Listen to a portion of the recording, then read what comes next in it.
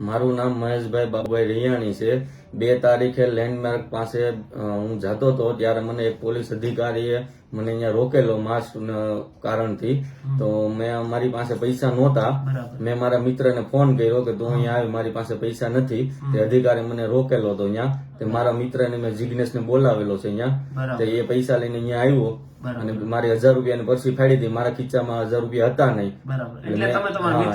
મારા મિત્રને મેં બોલાવ્યો, મારી પાસે પૈસા નથી, તું અહીંયા આવી. જિગ્નેશભાઈ મેં ફોન કર્યો, એ અહીંયા આવ્યા. બરાબર, ઓકે.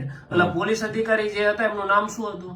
એનું નામ ગઢવી સાહેબ. ગઢવી સાહેબ હતા. લેન્ડ માર્કેટ પાસે મને રોક્યો હતો. બરાબર, પર્વત પાટિયા. બરાબર, ઓકે. તો જિગ્નેશભાઈ, હા, ત્યારબાદ શું ઘટના બની? ત્યારબાદ મહેશભાઈ નો ફોન મારી ઉપર આવ્યો કે મને આ જગ્યાએ પર્વત પાટિયા લેન્ડમાર્ક ની પાસે મને પોલીસ વાળા પકડ્યા છે. બરાબર. મારી પાસે પૈસા નથી, તમે પૈસા લઈને આવો. બરાબર. હું પૈસા લઈને ત્યાં પહોંચ્યો અને 2 તારીખની ઘટના છે અને 12 વાગ્યા આજુબાજુની ઘટના છે. બરાબર. હું ત્યાં પૈસા લઈને પહોંચ્યો એટલે અમે સાહેબને તરત જ તે જઈને કીધું, લ્યો સાહેબ આ પૈસા અમને સ્લીપ આપી દો, અમે છૂટા થઈએ. બરાબર. તો સાહેબે મને સીધો રિક્ષામાં બેસાડી દીધો. બરાબર. અને એને જે કોઈની સાથે દુશ્મની હોય મારી ઉપર સીધો રિક્ષામાં બેસાડીને જોરથી એક કાન ઉપર લફાટ મારી દીધી. બરાબર. એ વખતે ચક્કર તો આવા જ મળ્યા હતા. હા. પછી હું રિક્ષામાંથી નીચે ઉતર્યો એટલે એ સાહેબ રિક્ષામાંથી નીચે ઉતરીને મને ને મહેશભાઈ ને બંને ગળાપચી તો બીટ અને બોછી પકડીને મારવા લાગ્યા. ઈજાઓ છે એ તો મને એની જ છે. હા, આ જે ઈજા જે છે ને આ ઈ જ છે. બરાબર, ગંભીર ઈજાઓ છે. પછી ત્યાંથી અમે ત્યાંથી પાછો મને રિક્ષામાં બેસાડ્યો. આ ઘટના પૂરી થઈ એટલે પછી અમે એમ કીધું, સાહેબ અમે તમને પૈસા આપી દઈએ છીએ, તમે અમને પહોંચ આપો. તો સાહેબ અમને પહોંચ નહોતા આપતા. બરાબર છે. પૈસા એ સાહેબે ખિસ્સામાં નાખી દીધા હતા. પછી પહોંચ લેવા માટે અમે 15 મિનિટ બેસાડ્યો રિક્ષામાં. પછી એ બધું પત્યું અને પહોંચ આપી પછી સમાધાનની વાતો કરવા માંડ્યા. એટલે એ તો બધી વાતો કરવાના. પછી તમે કઈ સિવિલ બિવિલ ગયા? પછી અમે ત્યાંથી સિવિલ ગયા અને સિવિલ જઈને ડોક્ટર ને જે હતું એ બધું અમે આજે અમારી સાથે ઘટના બની એ બધી અમે લખાવી રિપોર્ટ છે પાછળ એને બધું લખી દીધું છે. અને ડોક્ટર સાહેબે તપાસ કર્યા બાદ એનું કેવું એમ થયું કે તમને કાનમાં પડદો તૂટી ગયો છે, જે જોરથી લાફટ માંગવાના કારણે છેદ પડી ગયો છે પડદામાં.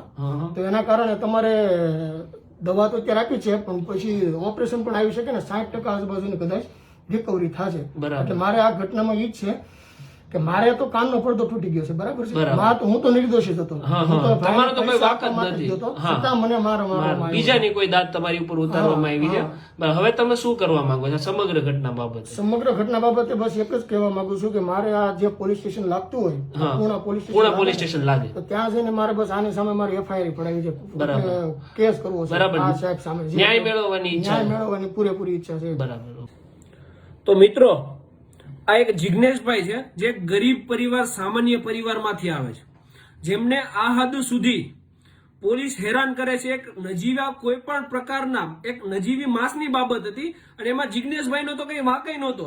એ તો મિત્રને મદદ કરવા ગયા હતા અને પોલીસ બીજાની દાજ એક સામાન્ય નાગરિકો ઉપર ઉતારે છે. એમને એ હદ સુધી મારવામાં આવ્યો કે એમના કાનનો પડદો તૂટી ગયો, એમાં છેદ થઈ ગયો અને 60% સુધીની રિકવરી ડોક્ટર કહે છે. અને એ દવાખાનાનો ખર્ચો, એ ઓપરેશન આવે તો એનો ખર્ચો, ત્યાં સુધી આ જિગ્નેશભાઈ પહોંચી શકે. અને પોલીસને આ હદ સુધી દાદાગીરી કરવાની સત્તા કોણ આપે છે? આટલી જ જો દાદાગીરી કરવી હોય ને તો બોર્ડર પર જતું રહેવાય. અહીંયા સામાન્ય નાગરિકોને હેરાન કરવાના ધંધા છોડી દો. આ ભાઈ પૂણા પોલીસ સ્ટેશન જવાના છે. પૂણા પોલીસ સ્ટેશનમાં આમની સાથે શું વ્યવહાર કરવામાં આવે છે, એમની ફરિયાદ લેવામાં આવે છે કે નહીં, એ અંગે હું તમને વિગતવાર માહિતી આપીશ. અને આ વિડીયો શેર કરવાનો છે, એટલો શેર કરવાનો છે કે આજ પછી એક નિર્દોષ વ્યક્તિ ઉપર હાથ ઉપાડતા પહેલા આ પોલીસ અધિકારીઓ જે બની બેઠેલા ગુંડાઓ અને દાદાઓ છે એમને 100 વાર વિચાર આવે. એટલો વિડીયો આ શેર કરવાનો છે. આપણી એ જાગૃતતા જ આપણને આ દાદાઓ અને આ ગુંડાઓથી બચાવશે, એટલું યાદ રાખજો.